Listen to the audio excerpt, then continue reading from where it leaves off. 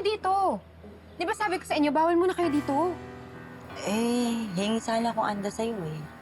Gusto ko kasi pumunta dun sa sosyalang party. Marami kasing mga DOM na mayayaman dun. Malay mo, makabingwit ako ng malaking isda. Di na ako asa sa'yo. Magkano ba kailangan ninyo? 150 kyaw. Pero kung wala kang pera, 100 pwede na. Nay, wala akong ganun kalaking pera. Bingi ka na lang kay Robert. Ayoko. Baka mamaya sabihin ni Robert, hinuhututan ka na naman siya. Ba't hindi ka na lang magtrabaho dun sa parlor ni Em at Alice? Talaga ba, Betsy? Pahihirapan mo pa ako? Damot mo naman. Wala kang kwentang anak. Alam mo, may karma yan. At pag nangyari yon, gagapak ka pabalik sa akin. Hihingi kang tulong. Buisit na to.